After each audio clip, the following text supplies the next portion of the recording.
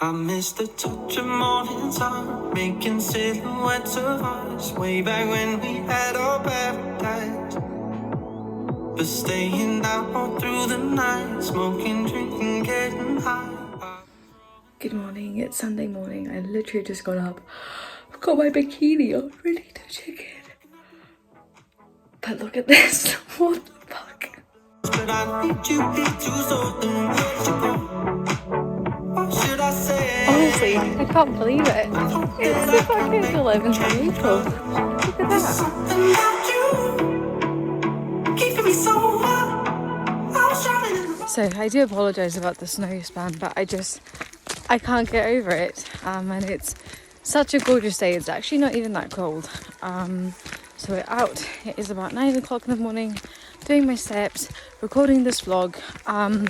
It wasn't maybe until, I don't know, 10 minutes ago that I actually knew what I was going to be talking about in this vlog, because it's been a bit of a up and down week in my recomp so far. The goal is to pull off about 1 kilo a week, and sort of halfway through the week we'd agreed that we would check in halfway through the week, just to see how things are going, so we could make this recomp short and sweet. And because my body weight had not been shifting, we dropped calories again and increased cardio on Thursday, and we are on track. But it's just been an emotionally difficult week, if I'm honest. Nothing in particular, just been busy, cracking on, really enjoying work. But there's just been times where I've been like, oh man, this has been going on for so long. This whole lockdown thing, like not being able to go home, and I made the mistake of like looking up flights. So I'm walking next to the railway because this is my nice gorgeous path.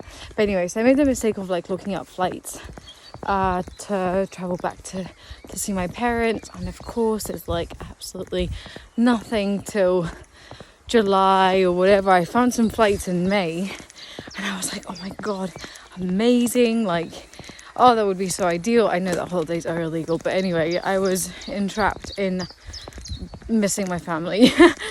And I was like, oh my god, that would be so good. And anyway, I checked them out, and it was going to take me 18 hours to get home, because I would have to go to Geneva, have an item in Geneva, and then get home. I was like, nah, fuck this shit. But anyway, that's been slightly depressing. It has made me a wee bit upset. Yesterday, Saturday, after training, I was just kind of like, I had a bit of a meltdown as I was working out. You want all the feelings just come out. Anyway, so that happened. Look at this.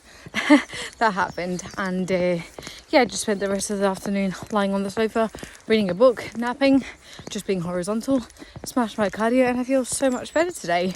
And I mean, we have a gorgeous day like this. So anyway, today's vlog, I'm going to be talking to you about how to make the most of your coach-client relationship. So this vlog applies to both coaches and to clients. And we're going to talk about some of the research and how to apply it to make the most out of your fitness journey. Okay, so the research I'm going to be talking to you about is called the 3C+1 model, and it is entirely based on sports psychology. So there's no actual research that has been done on the relationship between a coach and a client in, say, a fitness context. But there is a lot that has been done in the context of coaches and athletes in kind of traditional sports settings. And the 3C+1 model is by Sophia Jowett, who actually was a lecturer of mine, or should have been a lecturer of mine at Loughborough. Had to stop recording there because I was coming downhill. So what the 3 C's stand for is closeness, commitment, complementarity, and core orientation, which are horrible psychology words. So my goal for this vlog is just to break them down for you and tell you exactly what each one of those means. So the first element, closeness, I suppose the name gives it away, doesn't it? Is the process, I do have snow hitting me in the face, is the process of developing a close relationship with your coach and or with your client. And there's different ways that you can do this, but most of the time it is trying to establish common ground between the two of you. Obviously, when it comes to fitness coaching, you would hire a coach for a result. right? But what we know from the evidence is that it's far more likely that you will achieve that result. What we could assume from the evidence, I suppose is a better way to put it, is that you are far more likely to achieve that result if you have a close relationship with your coach or with your athlete. Oh, look at that. Essentially, the basis for closeness is communication, as with everything. And you'll hear me talk about communication throughout these 4 kind of core principles, because it is so imperative. If your coach doesn't know what's going on in the back of your mind, they cannot help you. They're not mind readers, and they've got you plus a bunch of other clients probably working with them. So they need to know what is going on. And if you communicate to them, you're letting them into what's going on inside your mind, and that helps them kind of gain a bit more insight. You know, as a coach myself, I want to know what the name of your partner is if you have a partner. I want to know what your pet's names are. I want to know what your family do. Like, I'm curious because I know it's important to you too. And so being able to see that bit more insight, it really helps. But equally, as a coach, if you want to develop that closeness with your clients, you need to show that you're human, and that you are actually relatable and not just like some robot, some hashtag goals. I think that sometimes it can be quite easy to forget that coaches, fitness professionals, those of us who work in the industry, that we're also human. Like, it sounds stupid to say, but you know, we have also been through that journey. Like, we weren't always professionals. We didn't always know what we were doing, and we're also learning, and we also have a family, we also have a story, we also have relationships. So I think for coaches, if you want to develop a closer relationship with your clients in general, don't be scared to show that humanity. Don't be scared to show who you are. Don't be scared to share your own experiences of failure, of muck-ups, of how you actually feel. You don't have to be always super strong. You are allowed to be vulnerable, and in that vulnerability, your clients will be able to relate to you so much more. So first factor is closeness. As a client, try and build that relationship with your coach. Be proactive. Don't be shy. They're not going to judge you. That makes their job easier if they know more about you. And on the flip side, if you're a coach, don't be scared to share a bit more about you with your clients, because that will help you develop that closer relationship with them. The next factor that helps us develop a better quality relationship with our clients or with our coaches is commitment. Now, again, as the name would suggest, showing that you're committed can really help build the quality of the relationship, because from a client standpoint, if you can see that your coach is committed to you, to your results, you're going to be wanting to put more into whatever it is that you're doing. So you're not going to want to mess up, or you're not going to want to skip a meal, or you're not going to want to, go off plan. Or if you do, you want to communicate that to your client, to your coach, because you want to show that you are into the process, that you want to get in there, that you want to get stuck in, and you're showing them that you do give a shit about the journey. There's nothing more difficult sometimes than a client who just doesn't kind of share where they're at in their heads.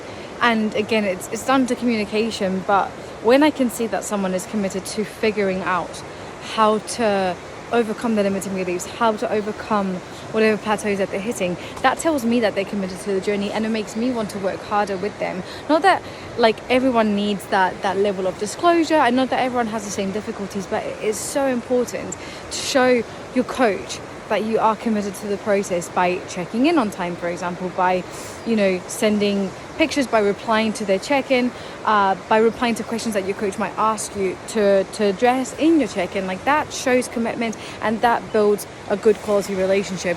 Otherwise, I'm not gonna lie, it's fucking annoying. It just is annoying.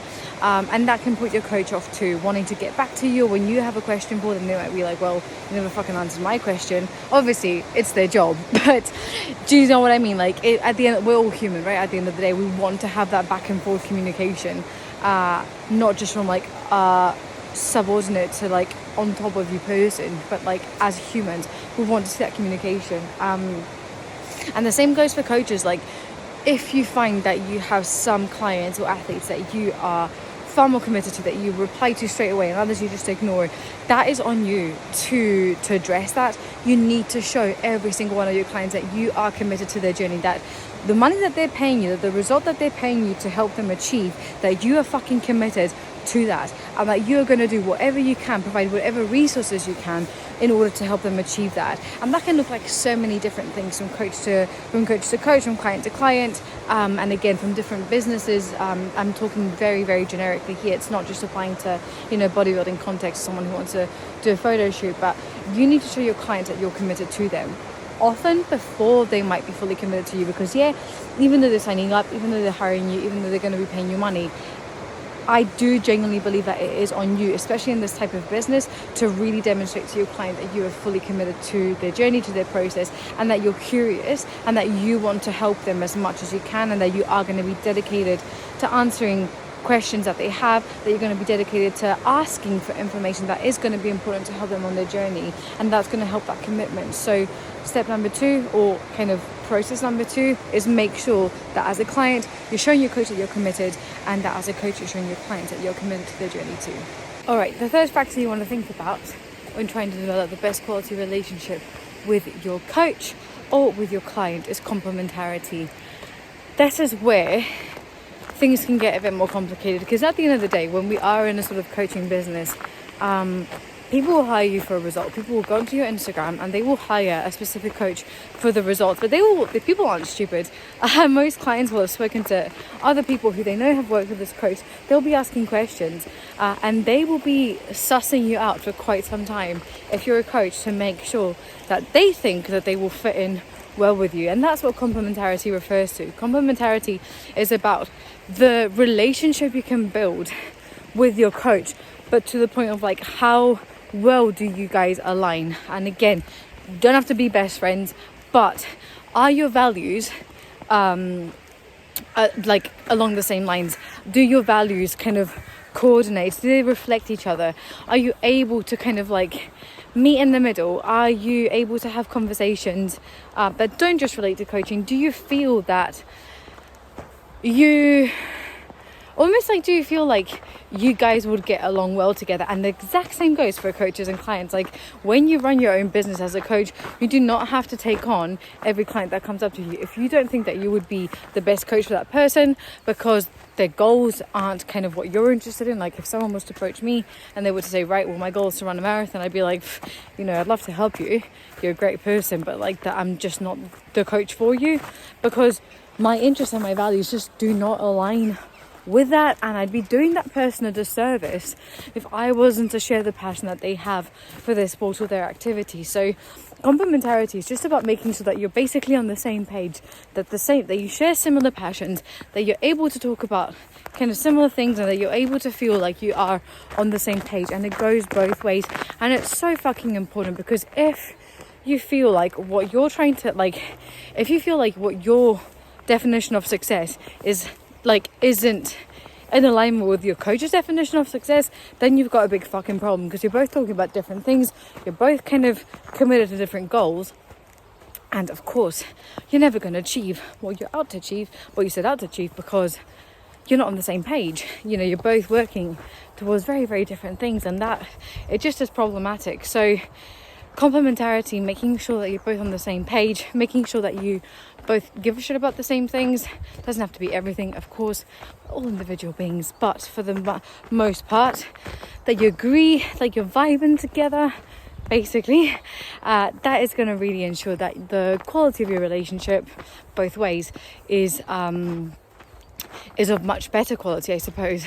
And you can audit this, and don't feel bad if you do have a change of heart kind of halfway through the process. If you approach someone and that you think maybe this isn't the right person for me, it's okay. As a client, you're hiring this coach, you're paying them money, it's your money. If you don't feel like they are the best coach for you, fuck me, there's a million amazing coaches out there, better and better quality, over time. So don't panic. Like, you'll be able to find someone that can help you achieve your goals. And as a coach, if you realize that you're not the best person for a client, just tell them, just do them a favor and tell them, because if you feel like you're not going to be delivering the best service possible, then you're shooting yourself in the foot by keeping someone on who's not going to be too pleased with the results, because you won't achieve the results they want.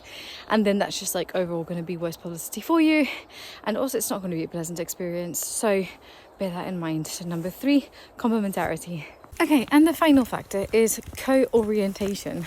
And this isn't anything kind of new or different. All it refers to is the last 3 factors that we've spoken about. So closeness, commitment, and complementarity is making sure that how you feel about your coach and how you think your coach feels about you, and then how your coach feels about you and how your coach thinks you feel about them, are in alignment. So there's not any kind of crazy disparity. So what you don't want is a situation where you think that you and your coach are getting on really well and actually they don't give a fuck, which would be quite unprofessional. But or similarly, that you're working with a client and you think that things are going great and your client just doesn't feel the same way.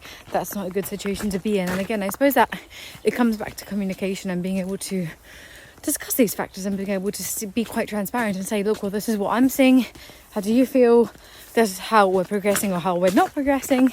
This is what I would be expecting. How are you feeling? How are you measuring success? Has your definition of success changed?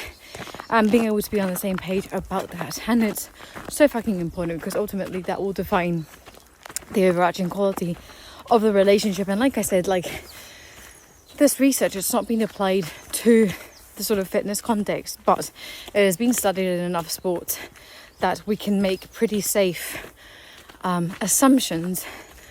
And I mean, most of psychology is like relatively straightforward anyway, but we can make pretty safe assumptions in that these exact same principles will apply to coaching. So I wrap the vlog up here. Slightly different one, a bit more applied psychology today. Honestly, life right now, it's not the most interesting. I'm just plodding away with life, with lockdown, with work, with psychology, with training, with clients, with coaching. Obviously England gyms in England are opening tomorrow as of day of recording. So this vlog is coming up on the first day of gym dependence, round 2 in England, 2 more weeks in Scotland. I'll be a bit longer in Wales. Not a fucking clue when gyms are opening in Northern Ireland. But hey guys, we fucking made it. Coming out of lockdown, even though it still feels like January. But we're getting there. We are getting there. And yeah, our goals can be resumed. We can continue to give it the fucking beans. And if you're looking for someone to help you, if you're looking for a coach who knows all the stuff about how to be a good coach on paper, and gosh, I'd like to think that I am also a good coach, based on what my clients tell me anyway. If you are looking for a coach to start cracking on with your goals for the rest of this year, be sure to get in touch. If you're on Instagram, drop me a DM. If you're on YouTube, you can find all my contact details in the description box below. And I look forward to hearing from you. I am only taking on limited numbers of clients at the moment, just to balance it all out with my psychology work. So be sure to let me know. First come, first serve. But yeah, we'll leave today's vlog here with the gorgeous melting snow, as it is now 9:30, something like that. And I'll catch everybody in next week's vlog. Bye.